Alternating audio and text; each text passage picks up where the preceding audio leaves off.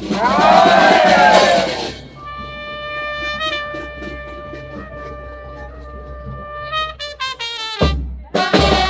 guys, I'm Bea. And I'm Paul. And welcome to Everything is Boffo. Today we are going to be talking about our 9-month update and realizations about living here in Spain. Yay!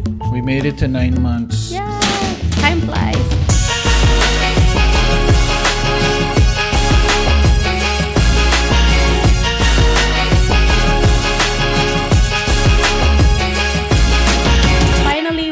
Got settled into our apartment and we don't need to buy anything else from IKEA anymore. All of the furniture that we need is here. I think it took us 2 months to purchase a dining table because we just didn't want to splurge or spend everything all at once. But now we're done. We don't have to be in IKEA for a long time and we're very happy about that. And after 9 months of thinking that the Spanish lifestyle is just about walking and eating healthy and drinking wine, it turns out it's not. They actually go to the gym and exercise too. So we actually got a gym membership.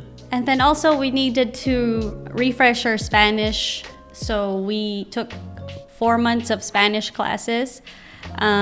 We took a break though because August, so it was summer, so the school was closed, and then we just kept taking the break afterwards because we needed to review what we learned. Otherwise, if you feed us with more things, our heads will explode. But we are able to communicate better in Spanish when we have problems or if we need to get something done. We call the customer service line and we speak in Spanish. And the problems get resolved. So I'm hoping that means that they understood us. Yeah, because right? I remember for me, whenever I speak to someone, I always ask them, do you speak in English? And they say just a little bit. So I speak in English to start out what I wanted to say, and then when I see that they're struggling speaking in English, I tell them you could speak in Spanish. I could understand Spanish, and they do, and I actually understand it. So that's 1 point for me. Yeah, we can watch local TV now. And since we can speak in Spanish, or at least understand Spanish, we have made it to a point to meet all of our neighbors. And it turns out that most of them speak in English. Yay! I think all of them do. Yeah. Well, I think our goal was to have Spanish friends, but then, turns out they're from different parts of the country or different parts of the world. And they speak in English, but they speak in Spanish too, so that counts. Yeah, right? So that's our challenge, to speak Spanish with them too. See. Oh yeah, and then we eat dinner late now. So because I think this started during summer when it got unbearably hot, and I think even 6 p.m. or 7 p.m. was still very warm. So we would go out when there was a little bit of a slight breeze and it was already 8 o'clock or 9 o'clock. And for a lot of restaurants, they don't even open till 8:30 anyway. So we have gotten accustomed to it. It does not make us feel very full that we can't sleep at night. I don't know. What? Am I just speaking for myself? The thing is, the sun sets at around 9:30, at least during the summer hours. So we had no choice but to eat dinner really late. Yeah, because you would think, it's just dinner time right now, but then it's really 10 p.m. But it's just starting to get dark. So this is why we had to join a gym. So we have a few realizations as well after being here for 9 months. Here, especially in August, people take their vacation seriously. They are unapologetic about it, and I think it is just amazing and awesome. They are gone for August, they go somewhere else, they spend time with their family, the smaller shops close, and all they say would be cerrado for vacaciones, and they'll just put in when they're gonna be back. I remember even your doctor went on vacation for a month. Yeah. Gone for a month. Yeah, gone for a month. Yeah. So definitely people value their time with their families, value their time with themselves, and enjoying themselves. And another thing is because August is really unbearably hot. So yeah, they're out. They're gone. One thing that we found out too is that with the private healthcare that we have, everything is very efficient and fast. I went in for a mammogram, and in that same appointment, they gave me my X-ray. I guess it's an X-ray already, and the results. And all I had to do was take it to my doctor so that she can explain it to me. But I was there that day. I was seen on time. I did not have to wait. And in like 10 minutes, I was done. In another 5 minutes, I had my X-ray, I had my results, and I was good to go. And that has been my experience for all of the visits that I have had. I did not have to wait at all in the doctor's waiting room. Not even for 5 minutes, I don't think. Right? Yeah, I'm still trying to get used to the fact that every time I go to the doctor, I always ask them, like, how do I pay? And they're like, oh, you don't have to pay anything. First time I went to the doctor was for a checkup. Then second time was for a blood draw. Third time, I went for a physical, and then he also did like an EKG. On the spot, he printed it out and told me, okay, everything's great. I'm still not used to all of these conveniences. Right, like it's very, very efficient. He had to. We both had our blood drawn at his doctor's clinic, and he picked up his results, and then he picked up my results, and then he showed his doctor his results, and then he showed his doctor my results, and then the doctor gave me a prescription. I don't know if that's illegal or not, but we'll I think see. it's efficient. No, I didn't have to go see him. Yeah. So he knew exactly what I needed, like just a vitamin supplement anyway. But it was just very efficient. Yeah, such a great doctor. Yeah, thank you. Don't ask me who the doctor is. I don't want him to get in trouble. No, I don't think so. Oh, and also you can pick up your prescription at any pharmacy. You are not tied to just one single pharmacy. You just go present your prescription. This is the drug that I want. They'll give it to you. Most of it costs anywhere from €2 to €4. So also very affordable, very inexpensive for most things. Flights and trains within Europe are also very cheap. We were surprised at how easily we are able to avail of these deals as long as we kept our calendar mostly open. For example, we have been to Madrid twice, Barcelona once, Mallorca once, and Paris once. And I think the most expensive was the flight from Valencia to Paris, and that was about €100 round trip per person. The other ones are like cheaper. It's very easy to travel, and I think that's why a lot of people do take their vacation seriously, because it is accessible to a lot of people. They want to enjoy their summer. And speaking of enjoying their summer, this city, Valencia, had a program where the metro rates are free on Sundays, and the bus times were extended up to midnight so that people could go around, party and drink, and then go to the beach, take the bus home. Yeah, and take the bus home. Yeah. One thing that I did notice though, the reason why we went to IKEA a lot was because there weren't a lot of secondhand furniture stores. Most of the secondhand furniture that we were looking for, we probably could find a little bit on Facebook Marketplace, but sometimes the seller doesn't get back to me. So, they're not very motivated to sell. Not a lot of good sturdy secondhand furniture, which is what we were looking for. I've tried apps too, like Wallapop. Again, not that many. I think the most where we were able to find household goods were the Facebook groups. So the Facebook groups of people living in Valencia, or people who have moved to Valencia.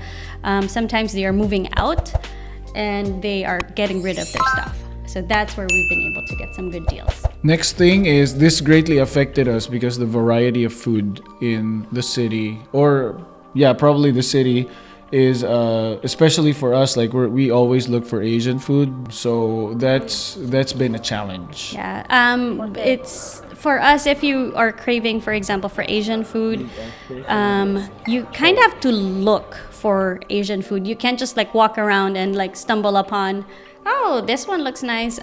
There are just certain areas where they are. For example, we have kind of like a Chinatown. That's where all of the Chinese restaurants are. But around the city, you'll probably like just get maybe a smattering of them anywhere else. For example, if I wanted tacos, there's maybe 2 or 3 restaurants that will serve it, and that's it. Like you can't just like walk somewhere. There's a lot of American brands like Taco Bell and Five Guys. There's a Fridays, I think, outside of the city. Oh yeah, outside yeah. of Tony There's Roma's. Carl's Jr. too outside Yeah, the city. outside of the city. So I mean, there's those, but it definitely in terms of variety. I mean, don't get me wrong, we love Spanish food, but if you're looking for variety, you do have to do your research. It's not something that you'll just like, oh, let's try this. There's a Vietnamese restaurant here. Oh, and there's a Japanese one right next to it. Like it's not like that. The one thing I've noticed is the restaurants here like themes. So some restaurants have like an Asian theme, but their food doesn't correlate to the theme. So that was something that Not all the time, but yes. yeah. So they love a lot of fusion here because Spain is where the avant-gardes are. So they like to experiment about their food, but if you're like looking for traditional food, like especially for us, for Authentic Asian, stuff. authentic stuff, it's going to be a challenge. You have to do your research. There is a siesta time. I would say there are the stores, the smaller stores do close from around 2 p.m. till 5 p.m. It's not because they're sleeping though. To me, my interpretation is that it is, especially during the summertime, it is very, very hot, that no one should be outside from around 2 o'clock till like 5 or 6 o'clock because it is just very unbearably hot. It is not safe to be outside. So, I mean, why would you keep your stores open if no one's going to be coming in? I think that's the reason why. There could be, I mean, please, if you're Spanish and you're watching, please do educate us. I mean, we Google this online and there's always like some variation or like of what it is. When we were in school in the Philippines, they said siesta was, napping in the afternoon, and that is part of our culture. That is how we understand siesta. And we did nap during the summertime, especially because it was just so hot. It does get to you. You do get tired. And when we wake up, we have energy to go out and enjoy the rest of the evening. I'm still trying to keep the tradition alive, so siesta every day. Yeah. He's really a nap guy, and that's not gonna change. The one thing I love about this city is that they also have a really good bike program. So they have bike lanes everywhere. I actually made a video about that. But the city has like 275 bike stations for the bike program, and it's amazing. Public transportation, I think, is very reliable. There's maybe one or two times only that I can count, and there's taxis everywhere, and there's bus, there's the subway or the tram, just a lot of ways to get to around the city. And then also like we after meeting new friends and hanging out with our neighbors, so we've begun to like dine out, have dinners with them. And what we can say definitely about the dining experience in Spain is that it's just really enjoyable. They never kick you out. They don't bother you. They give you the menu, like they ask you what your orders are, and then, the food comes, and then you can stay there for hours and no one's going to kick you out. No one's going to hand you the bill unless you ask for it. I think it's just like a nice dining experience where people get a chance to really talk, and there's no music. Paul noticed this. I didn't even notice this. There's no music in the restaurants or the bars in the city. Most of them. The only one that had it were the restaurants. The only ones that had it were the restaurants by the beach, where the touristy areas were, and the restaurant for my birthday had some music on. But still, it wasn't overpowering. In this country, you're gonna be forced to have a conversation with people because, just like what I said, there's no music, so it's great because it's good for honing my social skills. This is the perfect country for that. They don't even ask if we're okay. 3 hours, 4 hours in, and they never ask us unless we call them, like we need to check or It's just great. It's nice. Of course, you have to be aware if it's a packed restaurant. Sometimes, of course, they're gonna kick you out. They're gonna give you like an hour and 45 minutes of table time if it's gonna be a busy night. But if you're there for lunch and no one's there, then And usually they'll specify that. If it's a very popular restaurant, yes, they'll say that in the reservation. You only have an hour and 45 minutes. But for the rest of the time, for the rest of our experience, really, if they accommodate you, you're there for until they close. If you want to, you can have the table for forever. One more thing that we really marvel at, and this is something that I notice every time we're out on the street, which is every day, is just how well dressed all the women and men are here. So they wear a lot of dresses with beautiful patterns, and this is like, from young to old, I feel like they have a really good fashion sense.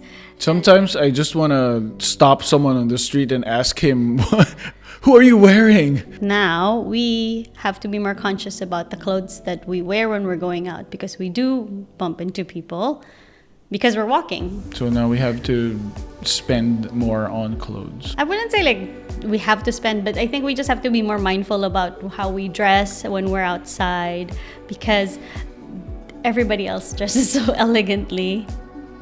Yeah, no more cut shirts for me. Or me. Lastly, and it was a really pleasant surprise, were the events that happened around the city. Us, we're like just watching TV or something, we hear fireworks or we hear music and we Google it and nothing's coming up, and then suddenly, in these Facebook groups they say that, oh, there's an event in the Ayuntamiento, in the city center, and then, so there's so much events here, and the great thing about these events is they're mostly free. In Valencia, they always talk about the Fallas, which happens every March, where it's the biggest celebration and all that. And having experienced that, we thought, oh, that's it, and nothing else happens for the rest of the year. But that's actually untrue. There's the Fiesta of San Juan. Fiesta de San Juan, right? Which happened at the beach, and they had like a big thing going on there, and other things in the like free things in the city center, in the city hall, that random things that just happen. There's free concerts every time when they're celebrating something. There are feast days where sometimes like there's no work. So yeah, I mean, it was a pleasant surprise, not just having fallas, but other things that happen throughout the year. Yeah, they like to party and they like to eat. So the food festivals that they have here are like the paella competition or the hamburger competition, and those you have to pay, but of course, you get to eat the things there, so that's okay. But there's just always something, and it's great. Like the locals don't even need to go anywhere else because they're just entertained here constantly. Yeah, like we've seen the fair in July, so they had like a little carnival at the park, and that was going on for I think the whole of July. And then we also attended the Battle of the Flowers.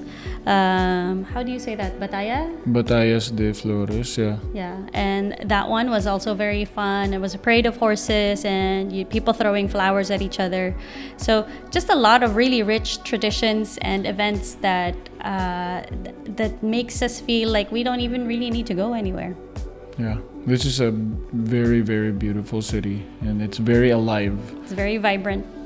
And if you're visiting Valencia soon, or you're moving to Valencia soon, and you're not subscribed yet, you should consider subscribing, because next week we're going to talk about our favorite places to go to, and favorite things you could do for free in Valencia, and so much more. Yeah, and we're all coming up on our 1-year anniversary here too, so we're probably going to be talking about like how we renew our visa.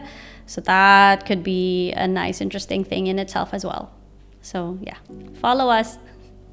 So hopefully this helps, and we'll see you in the next video. Thank you. Bye.